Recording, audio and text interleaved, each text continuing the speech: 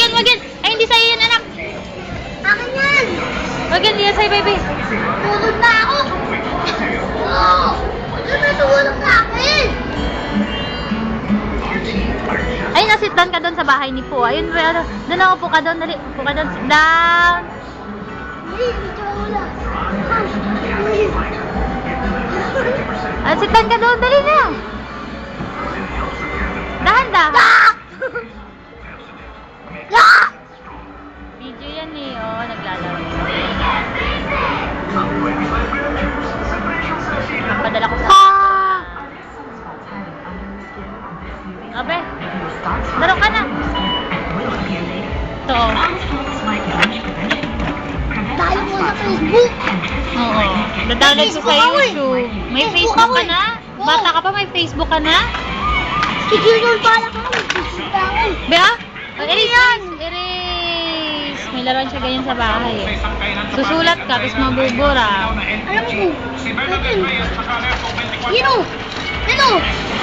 Tapos! Buwa!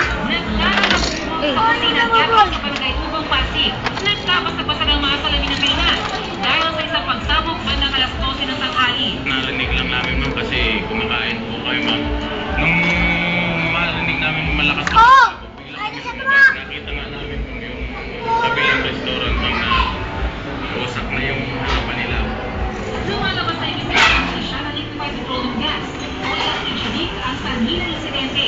Mula sa isang centralized LPG system, dumadaloy sa mga tubo ang gas papunta sa palalang mga kainan.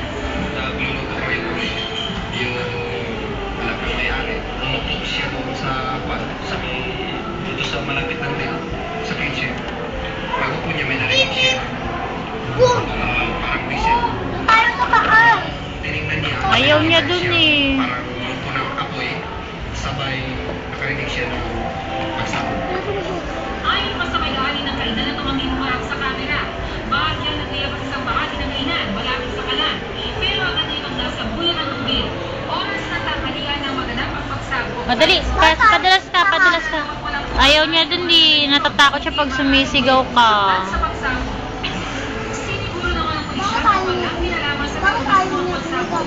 Hindi kasi siya sanay na sumisigaw eh. Sanay siya sa dahan-dahan na salita. Bena, sanay siya sa dahan-dahan na